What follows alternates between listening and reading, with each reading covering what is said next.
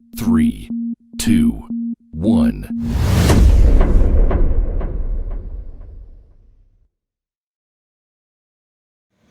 नमस्कार दोस्तों, आंसू एजुकेशन सेंटर गंगापुर में सिटी में आपका हार्दिक स्वागत है।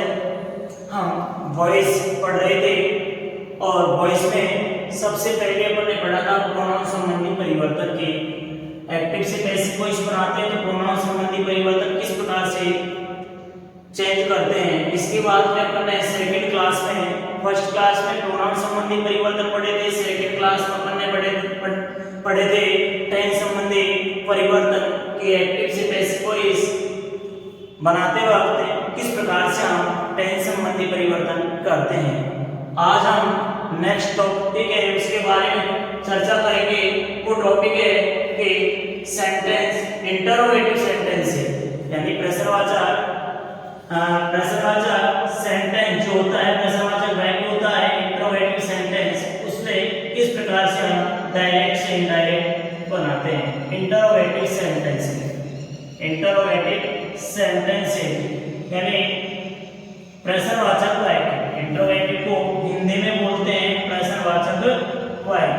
प्रश्नवाचक वाक्य से हम किस प्रकार से एक्टिव से पैसिव वॉइस बनाते हैं, आज इसके बारे में हम चर्चा करेंगे। लेकिन थोड़ा सा अपन कुछ और इसके अलावा जो रह गया था उसको अपन पढ़ लेते हैं कि अपन वाई लगाते थे और वाई लगाने के बाद में एक्टिव वॉइस के सब्जेक्ट को ऑब्जेक्ट बना देते थे।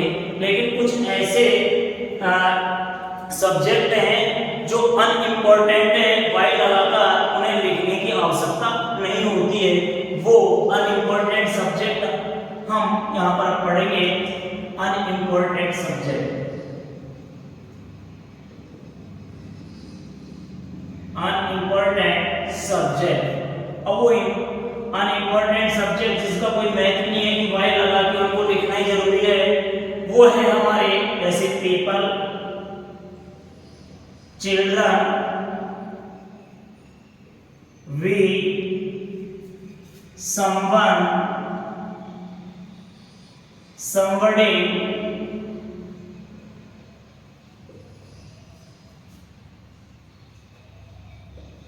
everyone, everybody,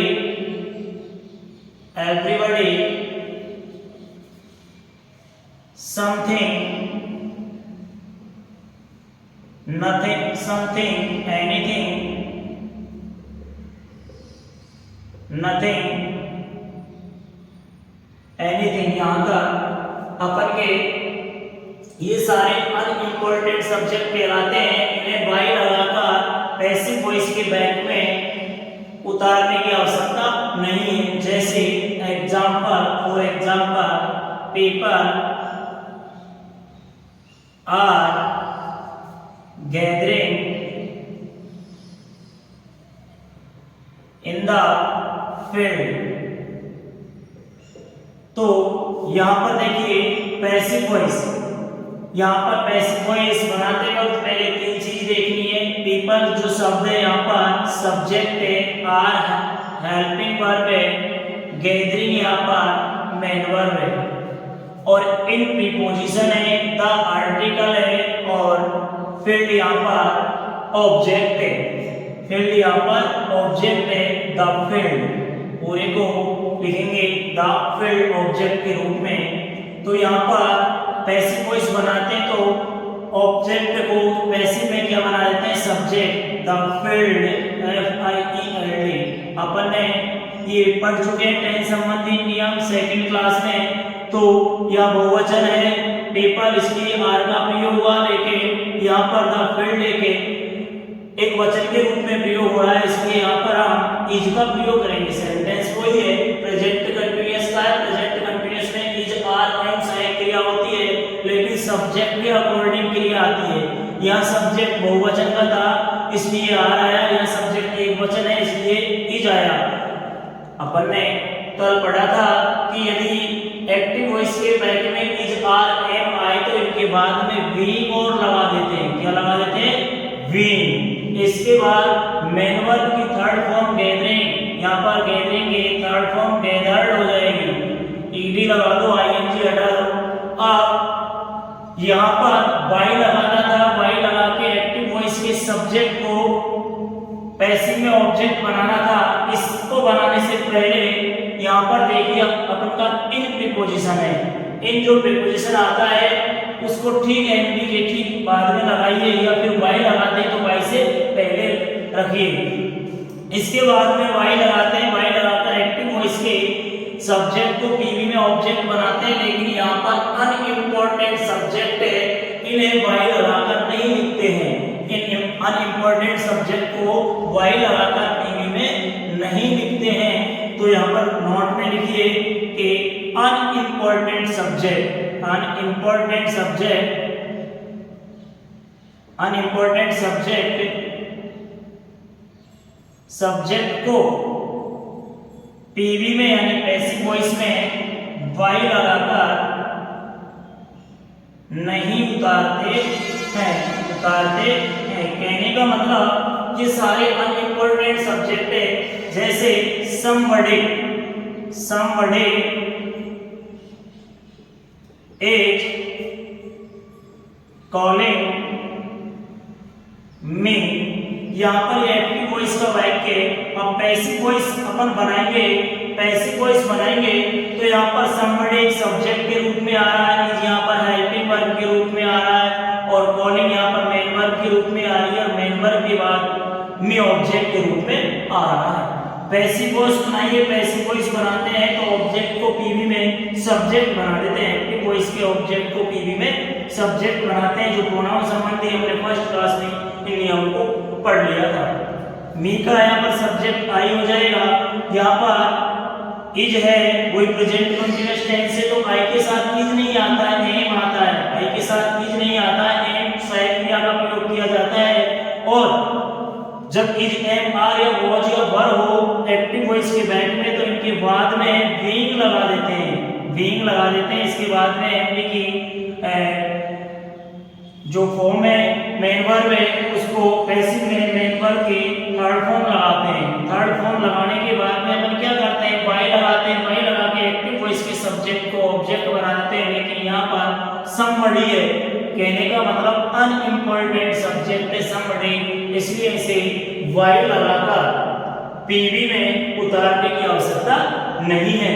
ये हमारा कुछ थोड़ा सा टॉपिक था कि अनइम्पोर्टेंट सब्जेक्ट है के बारे में चर्चा करना, जो हमने चर्चा कर ली है कि इन्हें वाई लगाकर पैसिव में नहीं उतारते हैं। अब आ जाइए साथियों इंट्रोगेटिव सेंटेंस से यानी प्रश्नवाचक वाक्य से किस प्रकार से हम एक्टिव से पैसिव वॉइस बनाते हैं, यानी हम इंटरोगेटिव सेंटेंस से किस प्रकार से एक्टिव से पैसिव वॉइस बनाते हैं।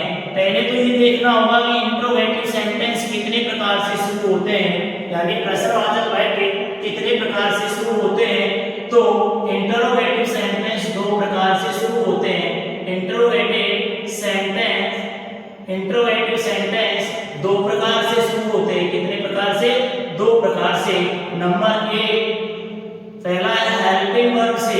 हेल्पिंग वर्ब से, हेल्पिंग वर्ब जितनी भी अपन की हेल्पिंग वर्ब है टेंस में, जैसे helping verb do helping verb होती है, डज हेल्पिंग वर्ब होती है, इज हेल्पिंग वर्ब है, एम हेल्पिंग वर्ब है, आर हेल्पिंग वर्ब है, हैज हेल्पिंग वर्ब है, हैव हेल्पिंग वर्ब है, डिड हेल्पिंग वर्ब है, वॉज या वर हेल्पिंग वर्ब होती है। यहाँ तक हैड भी हेल्पिंग वर्ब है, और जो भी मॉडल्स हैं, जितने भी मॉडल्स हैं वो सारे हेल्पिंग वर्ब के रूप में आते हैं। तो अगर इनसे वाक्य की शुरुआत होगी इन हेल्पिंग वर्ब से, और तो हम ये जानते हैं कि वो इंटरोगेटिव सेंटेंस है, यानी हेल्पिंग वर्ब से शुरू होने वाले वाक्य इंटरोगेटिव सेंटेंस होते हैं। नंबर एक हेल्पिंग वर्ब से शुरू होते हैं। नंबर दो WH वर्ड से शुरू होते हैं। नंबर दो WH वर्ड से शुरू होते हैं। कहने का मतलब इंट्रोगेटिव दो प्रकार से शुरू होते हैं। तो हेल्पिंग वर्ब से जो है हेल्पिंग वर्ब आपको बता रखी है सामने। नंबर दो WH वर्ड से शुरू होते हैं। WH वर्ड जैसे what, when, where, why, who, whose, whom, ये सारे WH वर्ड है, ये सारे क्या है WH वर्ड है। WH वर्ड से शुरू होने वाले वर्ब इंट्रोगेटिव सेंटेंस कहलाते हैं। इंट्रोगेटिव सेंटेंस दो प्रकार से शुरू होते हैं, एक तो हेल्पिंग वर्ब से शुरू होते हैं, एक WH वर्ड से शुरू होते हैं। Helping verb do does is have are has have did was were had या कोई मॉडल्स भी आते हैं, सारे हेल्पिंग वर्ब किस श्रेणी में आते हैं, इनसे शुरू होने वाले वर्ब के इंट्रोगेटिव सेंटेंस कहलाते हैं। नंबर 2 है WH word what when where why who whose whom, ये सारे WH वर्ड होते हैं और इनसे कोई सेंटेंस शुरू है हम जानते हैं वो इंट्रोगेटिव सेंटेंस होता है। इनके बाद में प्रश्नवाचक चिन्ह और जरूर होता है। इनके बाद में इंट्रोगेटिव सेंटेंस यानी मार्क कैसा होगा इसका चिन्ह, इस प्रकार से इसका चिन्ह होगा। अब अपन सीखते हैं सबसे पहले कि हेल्पिंग वर्ब से एक्टिव से पैसिव वॉइस कैसे बनाई जाती है। हेल्पिंग से शुरू होने वाले वर्ब होते हैं कि किस प्रकार से हम एक्टिव से पैसिव वॉइस बनाते हैं। तो यहाँ पर सीखेंगे शुरुआत में कि हेल्पिंग वर्ब से शुरू होने वाले वाक्यों की एबी से पीवी बनाने के नियम, यानी हेल्पिंग वर्ब से शुरू होने वाले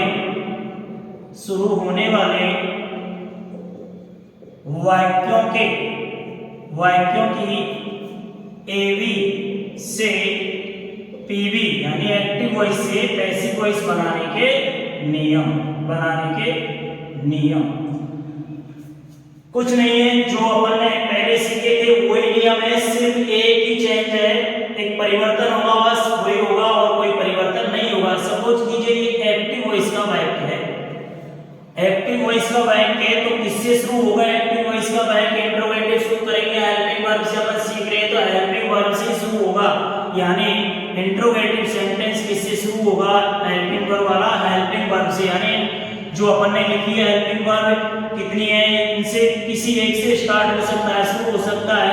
इसके बाद में सब्जेक्ट आ जाएगा, इसके बाद में क्या आएगा? सब्जेक्ट। जैसा सब्जेक्ट होगा वैसे हेल्पिंग वर्ब होगी, सब्जेक्ट सिंगुलर होगा तो हेल्पिंग वर्ब भी सिंगुलर आएगी, सब्जेक्ट प्लूरल नाउन का होगा तो हेल्पिंग वर्ब भी प्लूरल वर्ब आएगी। इसके बाद में अपन मेन वर्ब, यहाँ पर सब्जेक्ट के बाद में मेन वर्ब होगी और मेन वर्ब के बाद हमेशा ऑब्जेक्ट होता है, मेन वर्ब के बाद हमेशा क्या होता है? ऑब्जेक्ट। इसके बाद अंत में प्रश्नवाचक चिन्ह आपको मिलेगा।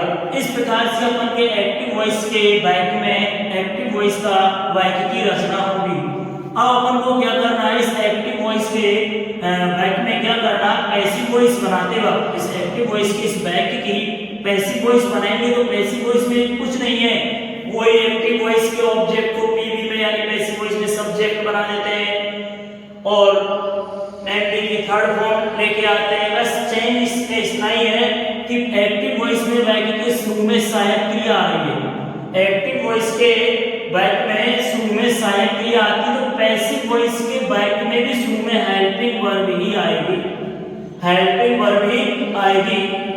इसके बाद एक्टिव वॉइस के इस ऑब्जेक्ट को पीवी में सब्जेक्ट बना देते हैं, इसके बाद एक्टिव वॉइस के इस ऑब्जेक्ट को पीवी में सब्जेक्ट बना देते हैं। यदि helping verb was were is am are जो टेंस संबंधी नियम थे कि कहीं पर तो बीइंग लगाना है, कहीं पर बीन लगाना है, कहीं पर बी लगाना है, जैसे कि has have had upon second part में पढ़ चुके थे कि हैज हैव आएगा टेंस संबंधी परिवर्तन तो बीन कहां पर आएगा, कौन सी सहायक क्रिया के साथ आता है?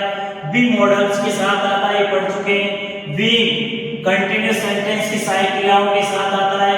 तो यहाँ पर देखिए हेल्पिंग वर्ब यदि अपने साथ में बीइंग ले या बीन ले या बी ले तो इसके तुरंत बाद पैसिव वॉइस में हेल्पिंग वर्ब के तुरंत बाद इनको नहीं लिखेंगे, पहले हेल्पिंग वर्ब के स्थान पर हेल्पिंग वर्ब आएगी, फिर एक्टिव वॉइस के ऑब्जेक्ट को सब्जेक्ट बनाएंगे। इसके बाद इन तीनों में से या कोई बीइंग हो सकती है या बीन हो सकती है या बी हो सकती है, इन तीनों में से कोई एक को रखेंगे। यदि की आवश्यकता यहाँ पर रखने की नहीं है तो हम रहने देते हैं, इनको नहीं लिखेंगे। इसके बाद में अपन क्या करते हैं? मेन वर्ब की थर्ड फॉर्म का प्रयोग करते हैं, मेन वर्ब की थर्ड फॉर्म लगाते हैं। थर्ड फॉर्म लगाने के बाद में इस मेन वर्ब की थर्ड फॉर्म लेके आएंगे और थर्ड फॉर्म के बाद वाई लगाएंगे।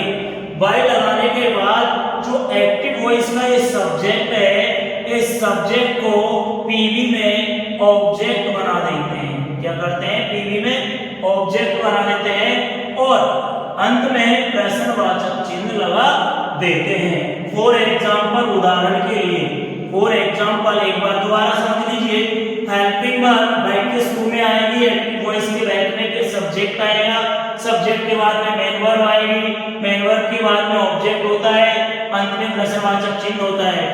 पैसिव वॉइस बनाते हैं, हेल्पिंग वर्ब के स्थान पर हेल्पिंग वर्ब आएगी, इसके बाद में एक्टिव वॉइस के ऑब्जेक्ट को पैसिव वॉइस के सब्जेक्ट बनाएंगे। यदि हेल्पिंग वर्ब अपने साथ में बी लेती है, बीइंग लेती है या फिर बीइंग लेती है तो हम यहाँ पर सब्जेक्ट के बाद में लिख देते हैं। इसके बाद में मेन वर्ब की थर्ड फॉर्म आती है, इसके बाद में वाई आता है, वाई के बाद में एक्टिव वॉइस के सब्जेक्ट को पीवी में ऑब्जेक्ट बना देते हैं, अंत में प्रश्नवाचक चिन्ह लगा देते हैं। Example, for example active voice जैसे इज सी कुकिंग फूड, वह अंत में प्रश्नवाचक चिन्ह, अंत में प्रश्नवाचक चिन्ह। देखिए जैसे कि एक्टिव वॉइस के बैक में अपन ने जो लिखा है वो है कि इस बैक में हेल्पिंग वर्ब है इज, यानी हेल्पिंग वर्ब इज इनसे शुरू होने वाले, तो हेल्पिंग वर्ब के बाद सब्जेक्ट है, यहाँ पर सब्जेक्ट है, यहाँ हेल्पिंग वर्ब है, तो सब्जेक्ट के बाद में क्या है? मेन वर्ब, तो कुकिंग मेन वर्ब है, और मेन वर्ब के बाद क्या आना चाहिए? ऑब्जेक्ट, तो फूड ऑब्जेक्ट है, और ऑब्जेक्ट के बाद में क्या आता? प्रश्नवाचक चिन्ह, तो ये प्रश्नवाचक चिन्ह है।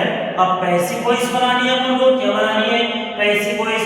पैसिव वॉइस में क्या नियम है कि हेल्पिंग वर्ब के स्थान पर हेल्पिंग वर्ब लिखेंगे। जैसे कि मान लीजिए यहाँ पर इज है तो इज का इज ही आ गया। अब क्या करते हैं? एक्टिव वॉइस के ऑब्जेक्ट को पीवी में सब्जेक्ट बनाते हैं, यानी ये फूड है, यहाँ पर ऑब्जेक्ट है, इसको ऑब्जेक्ट बनाते हैं तो यहाँ फूड का फूड ही रहेगा।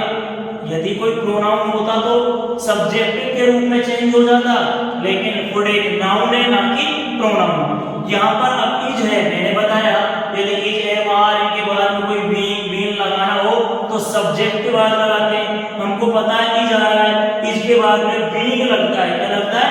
लेकिन तुरंत ही साथ में नहीं, पहले एक्टिव वॉइस का ऑब्जेक्ट को सब्जेक्ट बनाएंगे, इसके बाद में बीइंग लगाएंगे, इसके बाद में बीइंग लगाएंगे, ये लगा दिया बीइंग। फिर क्या कह रहा है अपना अगला नियम कि एनबी की थर्ड फॉर्म यानी कुक की थर्ड होती है कुकड, कुक की थर्ड फॉर्म क्या होती है? कुकड। एनबी की थर्ड फॉर्म के बाद क्या लगाना है? वाई लगाना है। वाई लगाते हुए एक्टिव वॉइस के सब्जेक्ट को पीवी में ऑब्जेक्ट बनाना है, पैसिव वॉइस में ऑब्जेक्ट बनाना है। कहने का मतलब सी सब्जेक्टिव केज है तो इसका ऑब्जेक्टिव केज हो जाएगा आर, और अंत में क्या हो जाएगा? अंत में क्या लगा दिया जाएगा? प्रश्नवाचक चिन्ह। देखिए फिर एक बार, यहाँ पर इज सी कुकिंग फूड है तो इज के स्थान पर इज दिया है, यहाँ पर फूड ऑब्जेक्ट इसको पीवी में सब्जेक्ट बना दिया।